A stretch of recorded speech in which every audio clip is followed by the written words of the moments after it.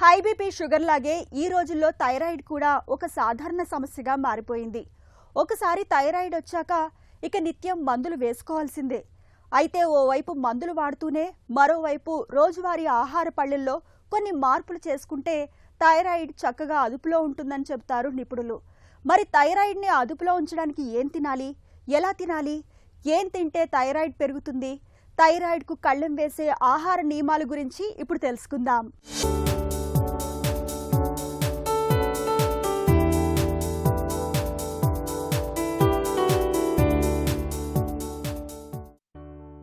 Thyroid చూడ్డానికి ఇది చిన్న గ్రంథే కావచ్చు, కానీ పనిలో మాత్రం పెద్దదే.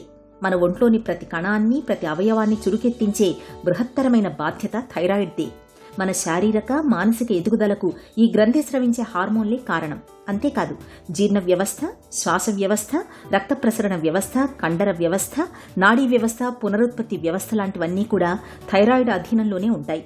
ఏ కారణంగానైనా థైరాయిడ్ చతికిల పడితే మొత్తంగా మన ఆరోగ్యమే దెబ్బతింటుంది. ఇవాళ మనలో చాలా మందిలో థైరాయిడ్ స్రవించే హార్మోన్లు ఎక్కువగా ఉండడమో లేదంటే తక్కువగా ఉండడమో జరుగుతోంది. ముఖ్యంగా మహిళల్లో థైరాయిడ్ లోపాలనేవి బాగా ఎక్కువగా కనిపిస్తున్నాయి. ఇలాంటప్పుడు రోజువారీ ఆహార పళ్లెంలో కొన్ని మార్పులు చేర్పులు చేసుకుంటే మంచి ఫలితం ఉంటుందని చెబుతున్నారు పోషకాహార నిపుణులు. అందరికీ థైరాయిడ్ హార్మోన్ అనేది చాలా ఎసెన్షియల్ అండి. మనిషి యొక్క మానసిక స్థితిని స్టడీ పరచడానికి, మంచి బరువు అవ్వకుండా ఒక విధంగా మెయింటైన్ చేయడానికి వాటికి థైరాయిడ్ హార్మోన్ చాలా ఇంపార్టెంట్. ఈ థైరాయిడ్ హార్మోన్ ప్రతి మనిషిలోనూ ఒకే ఒక విధంగా ఉంటుంది. బాగా పెద్దవాళ్ళకి కొంచెం ఎక్కువ ఉంటుంది, చిన్నవాళ్ళకి తక్కువ ఉంటుంది. అవన్నీను స్టాండర్డ్ టెండెన్సీస్ చాలా డిఫరెన్స్ రావడం వలన, వాళ్ళలో పెరుగుదల తక్కువ అవడం వలన కొన్ని రకాల నరాలు పనిచేయడం, నీరసం రావడం ఇటువంటివన్నీ సంభవిస్తూ ఉంటాయి. కానీ ఈ థైరాయిడ్ డెఫిషియన్సీ ఉన్నప్పుడు కొన్ని థైరాయిడ్కి కావాల్సిన ఐరన్ రిచ్ ఫుడ్స్ ఎక్కువగా తినవలసిన అవసరం వస్తుంది. ఈ ఐరన్ మామూలుగా మనకి కావాల్సి ఏంటంటే సముద్రం దగ్గర పెరిగే ఆహార పదార్థాలు కానీ ఏ అయినా సరే, శాకాహారం ఉండొచ్చు, మాంసాహారం ఉండొచ్చు, చేపలు, రొయ్యలు అటువంటివి ఉండొచ్చు, లేకపోతే కూరగాయలు, సముద్రం తీరం దగ్గర పెరిగిన కూరగాయలు ఉండవచ్చు. వాటిల్లో ఐరన్ శాతం చాలా ఎక్కువగా ఉంటుంది. కాబట్టి వాళ్ళకి నార్మల్ డైట్లో నార్మల్గా తింటున్నా కూడా ఐరన్ డెఫిషియన్సీ రాదు. ఈ ఐరన్ డెఫిషియన్సీ ఎప్పుడైతే తక్కువైపోద్దో ఇది థైరాయిడ్ హార్మోను దాని యొక్క ఫంక్షనింగ్ కూడా చాలా కుంటుపడుతూ ఉంటాయి. సముద్రం తీరున పెరిగే ఏ ఆహార పదార్థాలైనా, ఆ సీ ఫుడ్స్ కానీ మిగతా ఆహార పదార్థాలు ఏవి తిన్నా కూడా థైరాయిడ్ డెఫిషియన్సీ రాదు. థైరాయిడ్ డెఫిషియన్సీని మెయింటైన్ చేయడానికి సముద్రపు తీరపు ఫుడ్స్ దొరకకపోయినా మనం థైరాయిడ్ రిచ్ ఫుడ్స్ అని చెప్పేసి మనకి ఇక్కడ కూడా కొన్ని వెజిటబుల్స్ బాగా దొరుకుతాయి. మాంసాహారంలో చేపలు, రొయ్యలు వాటిలోంచి మనకు కావాల్సిన థైరాయిడ్ హార్మోన్ దొరుకుతుంది. కాబట్టి లెవెల్స్ మెయింటైన్ చేయగలుగుతూ ఉంటాం. హైపోథైరాయిడిజం అయినా, హైపర్ థైరాయిడిజం అయినా సరైన ఆహార నియమాలు పాటించకపోతే మందులు తీసుకున్నా ఫలితం కనిపించదు. థైరాయిడ్ సమస్యలతో బాధపడుతున్నప్పుడు ఏం తినాలి, ఏం తినకూడదు అనే విషయాలలో చాలా జాగ్రత్తలు తీసుకోవాలి. ముఖ్యంగా థైరాయిడ్ స్రవించే హార్మోన్ల సమతుల్యత కోసం అయోడిన్, సెలీనియం, జింక్ పోషకాలు చాలా అవసరం. అయోడిన్ కోసం అయోడైజ్డ్ ఉప్పు, సముద్రం చేపలు, పాలు, పెరుగును తప్పనిసరిగా తీసుకోవాలి. ఇక గింజ పప్పులు, గుడ్లు, సన్ఫ్లవర్ సీడ్స్, వీటిలో సెలీనియం పుష్కలంగా లభిస్తుంది. వీటిని తరచూ తీసుకోవాలి. అలాగే తాజా కూరగాయలు, పండ్లు నిత్యం తీసుకుంటూ ఉండాలి. ఇవి జీర్ణక్రియను మెరుగుపరుస్తాయి, బరువు నియంత్రణకు తోడ్పడతాయి. ఏదైనా సరే సముద్రపు తీరంలో మనకి ఐరన్ ఎక్కువ ఉంటుంది కాబట్టి ఆ సాల్ట్లు వాడినా, లేకపోతే అక్కడ పెరిగిన వెజిటబుల్స్ ఏమైనా సరే మనం వాడుతూ ఉన్నా వాళ్ళకి మన ఆహారానికి సరిపడుతూ ఉంటుంది.